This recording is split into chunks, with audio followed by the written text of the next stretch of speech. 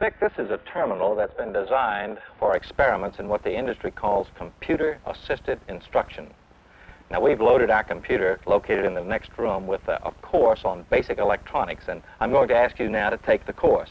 Now, if you'll type into the keyboard here, S1, which would be for student number 1. S1 slash BASLEC. BASLEC. Hit the return key. Return.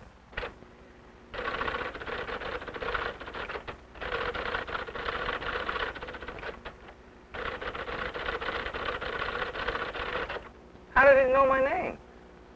Think it's magic? Like going to a fortune teller or ESP? Nothing so fancy. Your assistant told me yesterday, and we simply told the computer. Told the computer? You spoke to a machine?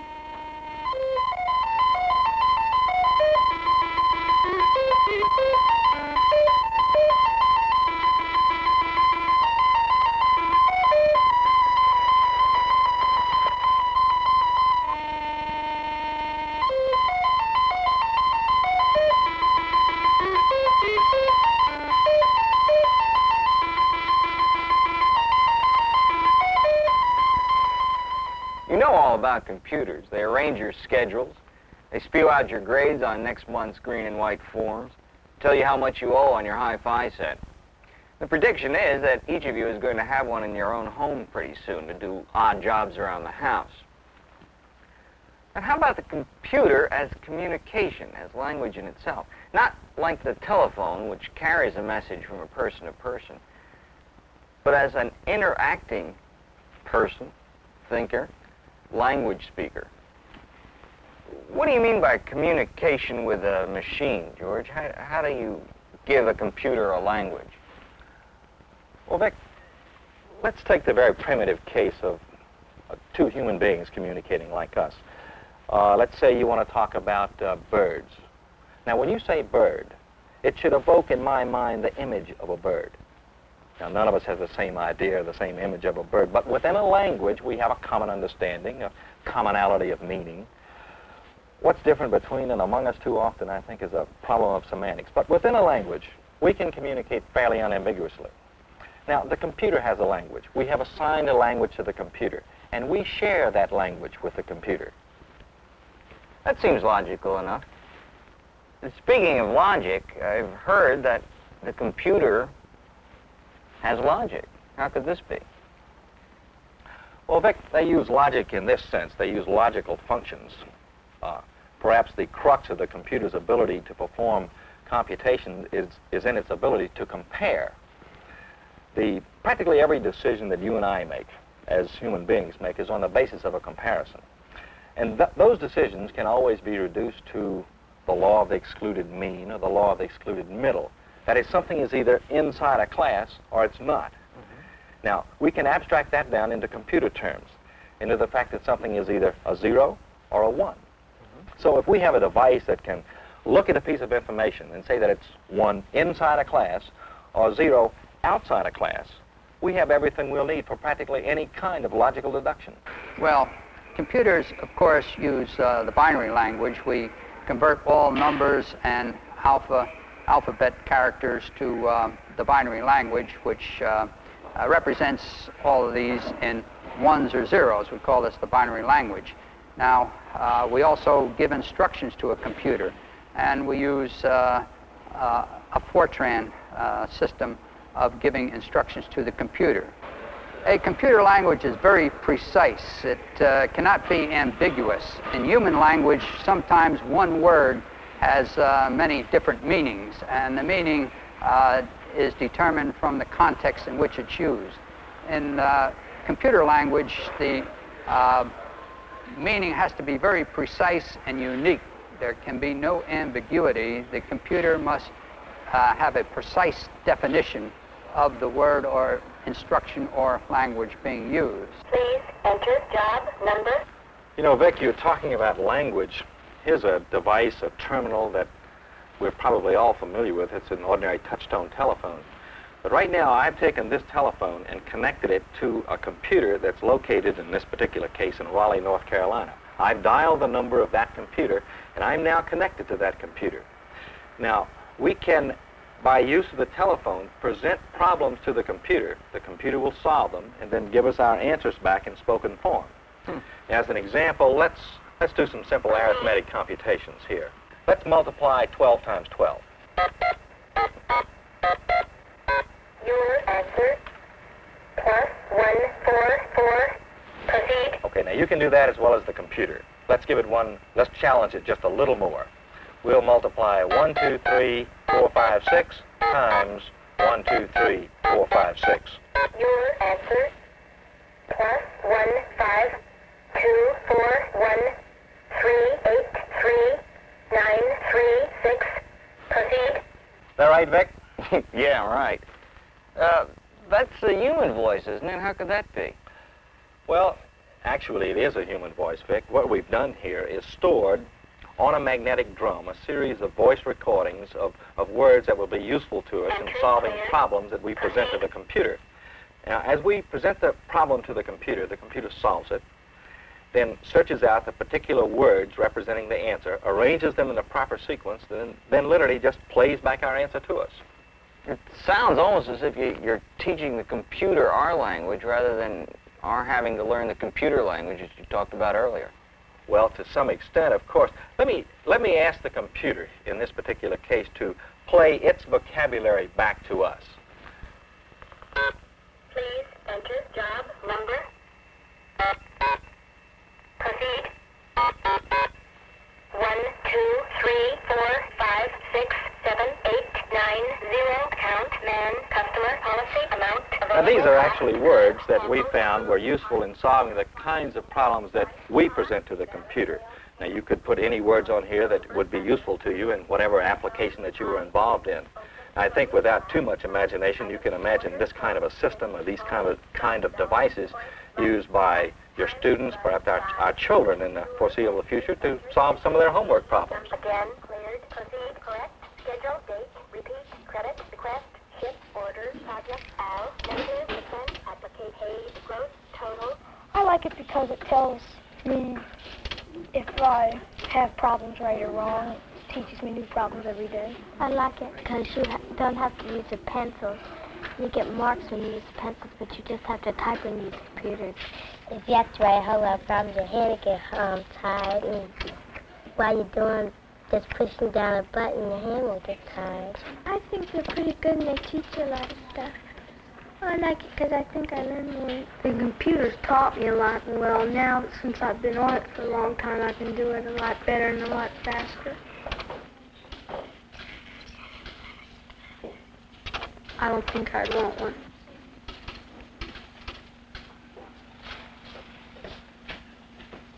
Well, at first I was kind of outraged at, impersonality. It's just, you never see a teacher. The computer's responsible. The computer never makes mistakes, so it makes you nervous. But now, actually, I think it's better because in the lack of mistakes, you're always positive what it's teaching you is correct. And we do see a teacher in effect because, the teacher has to be here to explain things to you when you miss it a second time. So this is really like a teacher's aid. It helps you. This particular program fills a gap in the sequence of the instruction in physics for the study of light. The program which we had been using in our classrooms studied refraction of light, the bending of light as it goes through objects, and then talked about lenses and did not necessarily explain how a lens works in terms of the refraction.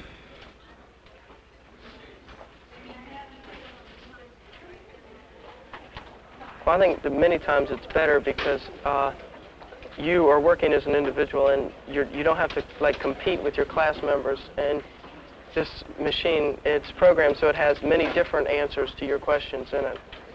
Both the teacher and the learner have entirely new roles. There's a greater responsibility on the learner to be more active in the instruction. He takes a more active part. The teacher serves to a great extent not as a disseminator of information, but as a manager of the instruction. He provides guidance and for the student and provides the instructional materials, and the student has a much greater responsibility to interact with the materials.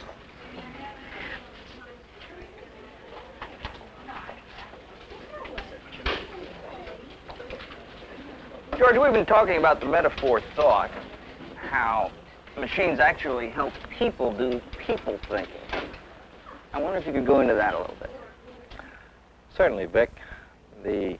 We'll talk about thinking not so much in the terms of our classic definition of thinking or thought, like you and I would do, more so in terms of how the computer does it. This array of equipment that you see here will serve to demonstrate an application of a computer going through a memory process, not so much in rational thinking, but the fact that we've stored information into the computer and now we can retrieve that information.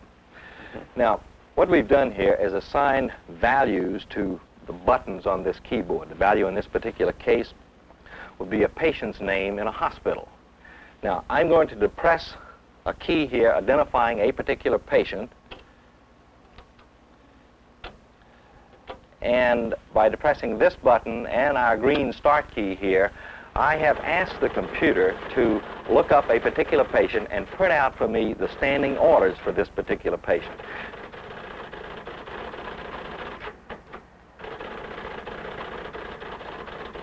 Vic, this is a relatively simple, straightforward application of how the computer is being used in the medical profession today. There are much more sophisticated applications, such as those being performed at the National Biomedical Research Foundation. The National Biomedical Research Foundation is devoted to the application of computers in biological and medical research. One of the most interesting applications is to pattern recognition in analyzing pictures of biological and medical importance. One of these projects is concerned with the analysis of pictures of chromosomes. Now, why do we want to examine the chromosomes? Well, of course, the chromosomes, as you all know, carry the genetic material. And the chromosomes determine whether the embryo will turn into a monkey or a human being, or what it will be. But very often, in addition, chromosomes will determine whether there will be any genetic defects. Now, very often we can see, by looking at the chromosomes, the defective chromosome that could cause a genetic defect. For example, if there is an extra chromosome of a certain kind in a human being, this may possibly cause Mongolism or mental retardation. Now, at present, the method for analyzing chromosomes by hand is a very long and tedious operation. It takes about 2 hours per cell, and really we should do maybe 20 or 30 cells for each person. So you can see it's a very long and time-consuming operation. The computer takes maybe a minute to a minute and a half per cell, and that makes things feasible. In other words, with a computer, we should be able to really do the job that has to be done. But let me first show you how we do it by hand.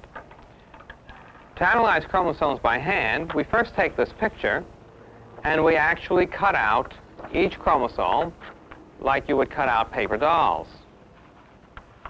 We then go ahead and line them up in a very systematic manner so that the big ones come first and the little ones will come at the end. The result is shown over here where I have them all lined up already, and you can see that we have now classified the different kinds of chromosomes by putting the ones that look alike in the same place. The Mongolism case that I was talking about before has 3 of these small chromosomes, and that will cause mental retardation. And there are many other types of abnormalities. Now, the computer does pretty much the same thing. This is a picture of the chromosomes from the cell. Now, the human is necessary to help the computer interpret this picture, first by marking off where the objects are in the picture that are not chromosomes. The next step is for the operator to see the chromosomes somewhat enlarged. In this enlarged picture, the operator, in this case, sees that there are 2 chromosomes that really should be 1. And he makes this judgment because the computer might make a mistake. So the operator, again, using this stick, shows the computer how to join these chromosomes. And then the computer is now ready to do a completely correct job on the chromosome spread. And on the screen, what we see is for each chromosome, we see the boundary that the computer found, and we see the ends of the arms as the computer has determined them for each chromosome, and then we also see the centromere for each chromosome. Now, once all of these positions have been determined and located by the computer for each of the chromosomes, each of the 46 chromosomes in the spread, then it is very easy for the computer to make all the measurements that are required. This, of course, would be difficult to do by hand, but for the computer, it's very simple. Now, these measurements characterize each of the chromosomes that occur and enable us to make a diagram similar to what we did by hand. Now, here is the computer diagram. And the computer has lined up the chromosomes just the way the person did it by hand. However, now we actually have numerical values for all these measurements. And this computer printout shows for each cell, it has 1 row. 1 row represents 1 chromosome. One sheet of paper is a cell, and each row is a chromosome, and it gives all the numerical values of the arms, of the long arms of the chromosome, of the short arms of the chromosomes, of the areas of what we call arm length ratios, and so forth. And these are the measurements that enable us to make a diagnosis concerning whether or not there are any abnormalities or abnormal chromosomes, and correlate these abnormalities with the various possible genetic diseases.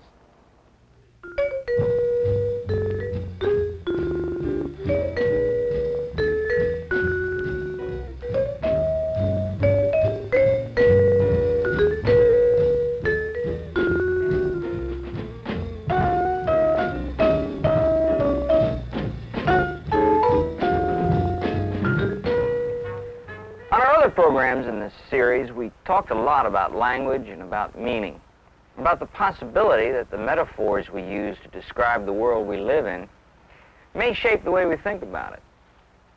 Perhaps we're doing that very same thing here in the use of the words logic, thinking, communication. Perhaps these are just metaphors.